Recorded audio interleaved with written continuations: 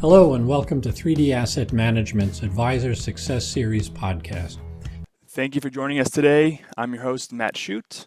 This episode, I am joined by Annalee Kruger and Bob Mauterstock from Plan4Life.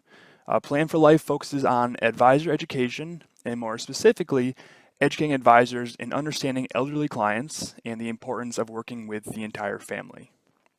So Annalee and Bob, thank you for joining me. It's a pleasure. Thank you, Matt, for having us on today. Absolutely. Could you guys tell me a little bit of your background and how you got started in your respective careers? All right, let me get started, Annalee. I was a financial advisor in Connecticut for over 30 years. Sold my practice almost 10 years ago now, and since then, been focusing my energy on writing and speaking to educate financial advisors about intergenerational communication and intergenerational planning. The fact is that most aging clients, myself included, don't communicate with their adult children the important things that they need to know. So I've written 4 books in the area. The one that's probably read the most is called Passing the Torch, Critical Conversations with Your Adult Children. And 2 years ago, Annalee and I met at a conference. She was the sponsor of the conference and I was speaking at it. And we started talking about an issue that we found that we jointly believed was very important. And we formed this firm called Plan4Life. And I'll let Annalee explain to you what her background is and how we happened to decide to work together. Excellent. So my name is Annalee Kruger, and I'm actually a social worker. And I've been a social worker and long-term care administrator for 18 years. And every day I had families coming into the memory care unit or the rehab center or assisted living because there was a medical crisis and the adult children or the family caregiver was coming in to take a look at the facility because they needed to place their loved one there. And while the tour would only take about an hour and a half, I was spending 2 and 3 hours at a time with each tour family, and it was really helping them sort out what does Medicare pay for, helping them sort out their family dynamics because there's a lot of guilt and a lot of questions. Families don't know what to look for, what to ask about, and when they're operating in crisis mode, they're really overwhelmed and not making really good decisions. And so after 18 years of working in crisis mode with all these families, I thought, gosh, there's got to be a better way. So I started a business called Care Right Incorporated 8 years ago, really with a mission of helping these families have these kind of conversations about their aging plan. Where are we going to live? Who's going to take care of us? And how is this care going to get paid? And then working through the family dynamics that by the time their loved ones age, their family relationships can be pretty dicey.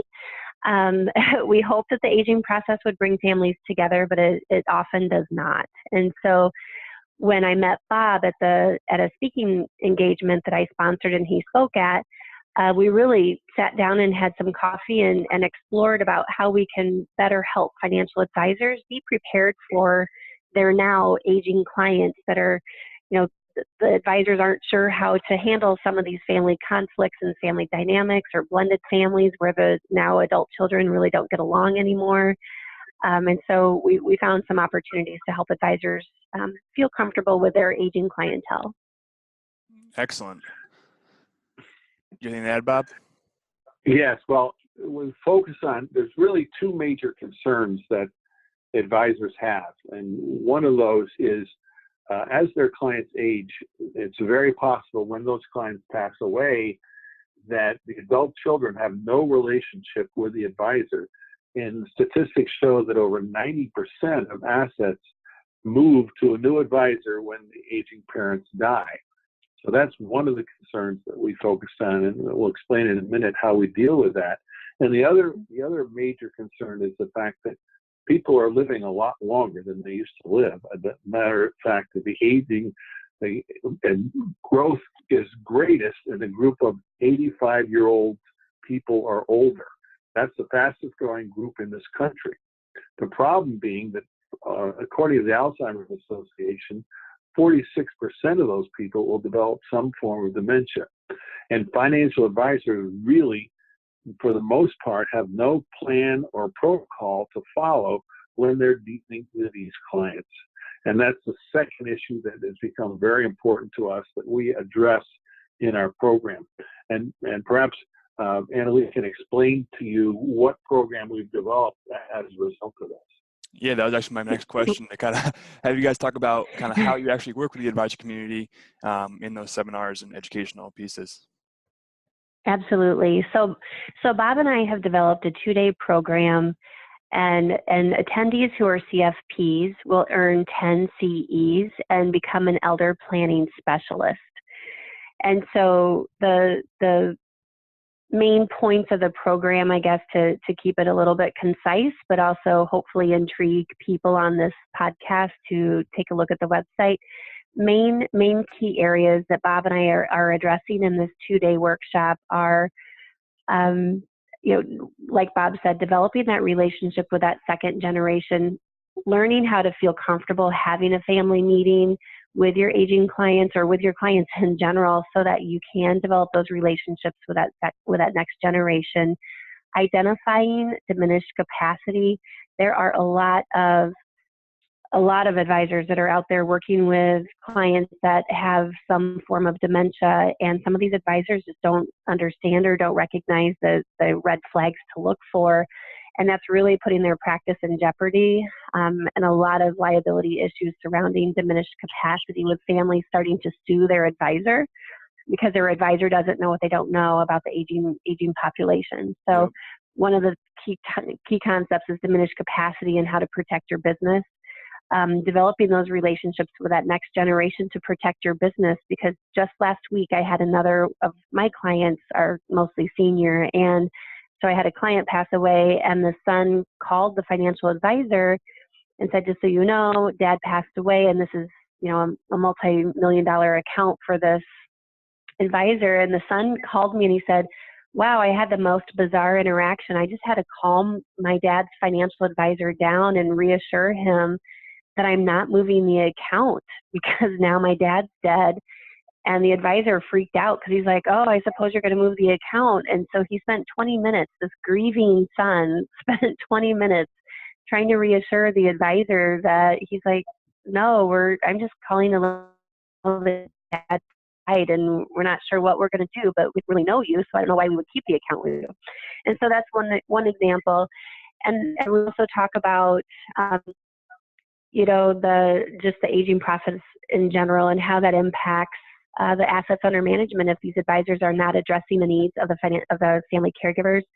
And then another key thing is developing that trusted network of professionals to refer your clients to, so that you can become truly a holistic financial planner, rather than a planner whose just key focus is on those assets under management, but really proving to your client the value that you can show is, yes, I know what I'm doing as a financial planner, but these are resources that I have in my network that can help you with all these other areas of your life that are impacting your quality of life, whether it's emotional, physical, or financial quality of life issues. So those are some of the key issues. Bob, do you have additional things you'd like to add about that? Well, I think most advisors really are uncomfortable dealing with a lot of end-of-life issues. So one of the things that we do in this program is to help advisors learn how to open up communication, how to open up the conversation with their clients about things like end-of-life planning, for example. Most advisors are really not willing to talk about those end-of-life issues. I often hear advisors use this phrase, well, if something happens to you, and it's not an if, but it's a when. And what we've discovered is that most advisors and their client families have really never talked about what happens if one or both of them are extremely ill. So we've developed strategies and programs to help the advisor open that conversation and talk about these critical issues with clients to give them an end-of-life plan. There's an interesting program called the Conversation Project that we refer to, which is based upon one woman's experience with her mother and finding out that her mother really didn't know what she wanted at the end of life. And when she was nearing death, she wasn't able to communicate with her daughter. So our daughter was very frustrated, and as a result, the family meeting, we talked about how important it is to get to know the next generation. Well, the family meeting is the ideal format for the advisor to act as facilitator, to work with the family, to talk about these critical issues while mom and dad are healthy. And in the process of doing that, the financial advisor will develop a relationship with the adult children and start to be looked upon by them as the trusted advisor. So it creates a whole new relationship with the adult children that didn't exist before. And I've been in a number of situations where I've talked to advisors and asked them, how many of you know the first names of your 5 clients' children? And very few of them really have developed any kind of relationship with those children. And as a result, as we've said before, assets move away. But if they start to implement the family meeting, and we talk about this in our workshop, how do you implement a family meeting? What do you talk about? How do you address the people in the meeting? And how do you work with organizing it? This is an important part of the process. So we've been really working on this as part of our program. The key thing to also include just real quickly too is that this 2-day workshop is incredibly interactive, because Bob and I have done these workshops and variations of this workshop to other industries as well, and other advisors as well who have expressed a lot of interest in learning more about how to become a more holistic and a better advisor. And so this is really interactive.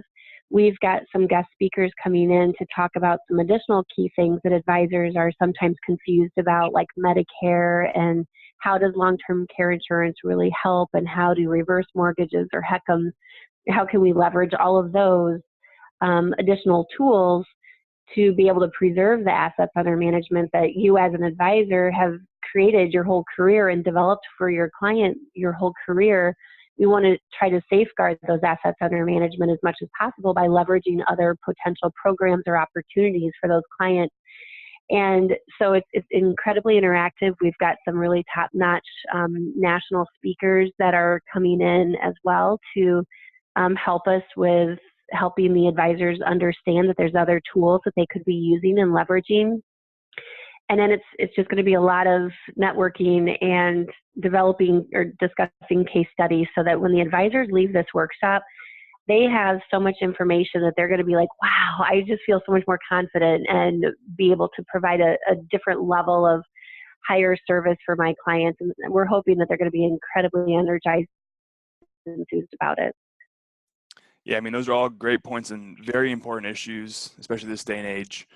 And we see it from our side as well, is that the major shift from that asset manager, stock picker as the advisor, to that holistic financial planner. And that does include talking with the children and everyone else that makes up that financial picture, and how important that actually is. Now, what are some like the bad habits? Well, and sorry, you want to comment? Oh, no, go ahead. You're coming into something I was going to just say anyway. Okay. So I love talking about some of the bad habits that you guys see, specifically with the elders, and how can some of the advisors avoid those situations? Bob, do you want to start? Well, go ahead, Annalee. You see it all the time from the family's point of view. It's the hot potato. Right. It's the hot potato. Who wants to jump on this one? Okay, so because when I first started CareRight, my family advising service for families with aging loved ones and developing their aging plan, I marketed a lot to financial planners, and I sponsor several financial planners associations and those kind of things. So I've worked with many financial planners, and some of the gaps that I've seen, or some of the mistakes that I've seen that they may not realize are mistakes because they don't know what they don't know. But I've heard financial planners talk to their clients about Medicare, and Medicare will pay 100 days. Well, it does not pay 100 days. That's not a given. You have to qualify to be able to access Medicare. So that's why we address that as a component in our 2-day program. And I understand that Medicare is, all of these insurances are very, very tricky. And so that's why we push so much about advisors really need to develop that trusted network of professionals, because there's no way that as a financial advisor, you can also be an expert in 7 other categories that your clients are going to be needing to be referred to. So Medicare is a huge misconception out there with financial planners. And I help financial planners write their journal articles and things like that. And so they'll come to me and say, hey, I've got an article I have to write, but this is out of my scope. Can you help me with this? And so there's a lot of that happens. So Medicare is one of them. VA, a lot of advisors don't even think about accessing VA benefits because they're not aware of what those benefits are. And a VA benefit client, they can access, up to almost $1,800 a month through aid and attendance if they qualify. And that's a huge preservation of the assets under management if the financial planner knew about a VA benefit. And so those are a couple areas. And then just really the problem I see too is financial planners, and I don't blame you, because unless you're like an experienced social worker, because this is the stuff that we deal with every day as family dynamics and family conflict, no one wants to jump into a family situation that's pretty hot. No one gets along. Everybody's concerned about assets under management and their inheritance and how to protect it. And so, it's not like a financial planner is trained to be a social worker or trained to be a family mediator. So but if you don't address those issues that your clients are dealing with as a financial planner, you're, in my opinion, kind of negligent on some opportunities that you could help your client by referring them to those people in your network that are going to be a value add to your clients. Every time a financial planner has referred a client of theirs to me, the client comes back to the financial advisor and say, oh my gosh, thank you so much for looking out for my needs with being a caregiver, or my dad with dementia, or I have to jump on a plane every other month because mom fell again, and Annalee helped us put a plan together so that I can just be the daughter again. And so that's why the value of coming to a workshop like this and learning about tools that you can use to help your clients is really significant. And advisors need to know that the environment is changing. For many years, it has been very simple just to manage your clients' assets and charge a fee to do that, and everyone has been happy. But now with the introduction of all these computer-based systems that are offering investment management at a much lower cost, advisors need to take a good look at how they're compensated. And are some of their clients saying to them, hey, you're providing investment management, but I can get it over here for 25 basis points. So what else are you doing for me that can help me in addition to managing my money? So advisors have to look at themselves as a more comprehensive planner. They need to add value to their relationships with clients. And we feel that the greatest way they can add value, especially with older clients, is to help them make the transition between generations and the important issues that need to be talked about between generations. And it's not always easy for the advisor to do this, but as Annalee said, you can help with finding other associated professionals that you can work with that can simplify the process for you and make it happen. But if you ignore these issues and just say, well, somebody else will do it, I think you're going to find as an advisor that sooner or later, someone else is going to come in and take your place. Sure. Mm-hmm. Yeah, I mean, I couldn't agree more. That value is no longer part of the investment management story. I mean, to some extent it is, but the fact that clients can go get it even cheaper than the advisor can provide it, they need to bring their value across many other ways. So things like financial planning with elders, things like that. There's a host of things, but even to differentiate yourself in the advisor space is another story. And that's another key point, with how do you set yourself apart? There's, I'm down here in down by Naples, Florida here. And they're advisors, they're kind of a dime a dozen, and you have to, just like a lot of other industries, there's 87 different home care companies in a 50-mile radius down here. And so you have to do something to set yourself apart. Otherwise, what is going to differentiate you? How are you going to grow and maintain and build and scale your business if you do things kind of the old way? The new way is really developing those relationships and transitioning from being a transactional advisor to being a relational advisor. And Bob knows this story. He's heard this a few times from working together the last couple of years. But like I said, when I started CareRight, I used to just do a lot of networking with financial planners, thinking that there would be some natural synergy because they're working with families already in the mindset of being proactive from a financial perspective. So when I would broach them about CareRight services, about how it's the issues that I'm dealing with their clients that is really derailing the assets under management, it's that stroke that Marvin had today that the family didn't plan for. No one plans to have a medical crisis. No one hopes to end up with dementia and have that be a 22-year-long disease where they end up in a memory care unit that's going to be $3,000 to $4,000 a month higher than any other level of care. So it's the reality of the situations that I work with families through CareRight that I try to educate the advisors, and it's really fun to see their eyes light up when they say, "Oh my gosh, we don't even think about those things that our families are going through." So even with our workshop, we say, when I'm meeting with an advisor, I say, it's really easy to broach these type of conversations with your clients. What's going on in your personal life that's affecting your quality of life? What's going on in your personal life that's affecting your financial well-being? And if they ask even those two simple questions, they're going to find that's going to open the conversation to say, you know what, I'm a family caregiver. I am looking at having to retire early because dad has dementia and I need to be with him all the time.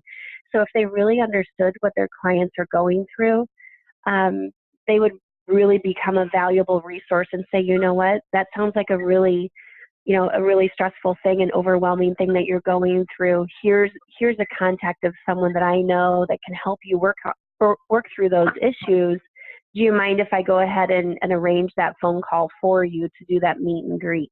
Because if the other thing I've learned with advisors is because it's so new to them to be a referral source, many of them haven't understood how to actually make a referral. You can't just give a client a business card or a phone number.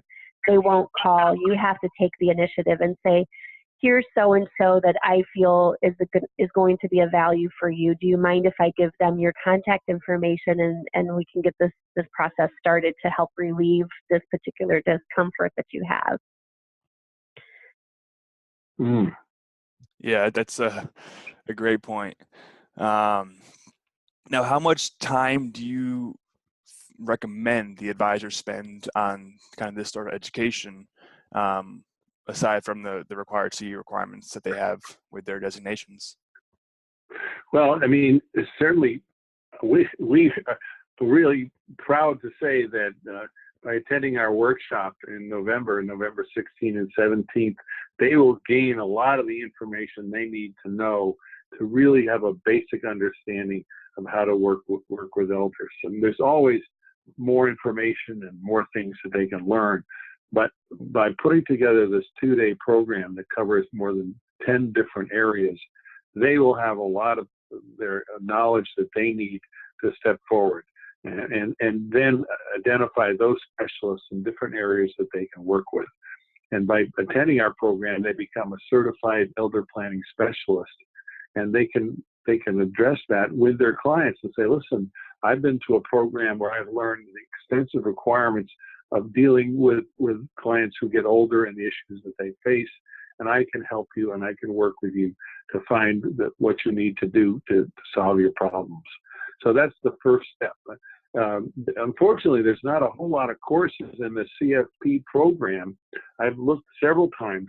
There are not many courses in the educational format of the CFP program that deal with aging clients and the issues of aging clients. It's not one of the topics that you need to pass to get a CFP, and there are not many courses in the CFP catalog that deal with these issues. And if you go to any seminars or conferences that the broker-dealers and the registered investment advisors put on, many of them don't talk about these things. And I looked at the Schwab Impact Program last year, and I made a suggestion that they include a section on dealing with clients with diminished capacity. And they didn't want to deal with it. They didn't deal with it at all. They didn't know what to do, and they didn't know how to handle it. And they didn't want to get into that question because they were afraid it would open up a whole new Pandora's box. But these are the things that they need to learn. And by doing that 2 days in a comprehensive workshop, it'd be a great start for them to get there. Yeah, that's very And interesting. we also, and Bob's right. I mean, I've looked all over too, because I'm like, wow, what kind of resource? No wonder they don't know what to do, because they're not provided tools. No one's doing this yet. And so the other value of, working with us at Plan4Life is that we have coaching packages, because I know from working with advisors the last 8 years that this is all apparently, this is all kind of new information to them. And so they don't have the tools that they need unless they've gone to, other resources in other industries, like in healthcare. We have all of these kind of programs, but they're not fine-tuned for financial planners. And our program is. And that's why Bob and I, for those people that attend our workshop or who are interested in additional coaching, we'll have monthly coaching packages, because we want to make sure that, this is the first time that a lot of these advisors might be leading a family meeting, and that way they'll have ongoing support through our ongoing coaching packages. And then when they feel confident that they, can spread their wings and fly on their own, then they can decide if they want to continue, or if they want to, or if they want to keep us in the loop, so that they always have us at their fingertips if they have a complicated family situation, or they run into not a patient, but a client that has, more service needs than what the advisor feels comfortable addressing. We've got those coaching packages that the advisors can participate in if they're interested. Oh, great. Yeah, that's very interesting, because, from my perspective, one of the hottest topics out there is retirement planning. So with all the baby boomers and a transitioning book of business, retirement income planning, those are by far the hottest topics out there. But the fact of the matter is, a lot of these advisors, if they're not focusing on that as their niche, they might not know that much about it, and kind of how to transition their own book with their clientele. Yes, as I see myself as retiring as a financial advisor, for most of my career, I was concerned about growing my assets. Now that I'm essentially retired from that business, it's a matter of asset distribution. How do I take the money out of my retirement accounts and do it in a smart way to be able to meet my expenses and needs without depleting my resources? So advisors really need to think a whole different way when they're dealing with clients who are retired. They're looking at people who are essentially concerned about asset preservation, not asset growth. So it's a whole different way of thinking, and it's a whole different group of clients that they need to work with and deal with. Yep, absolutely.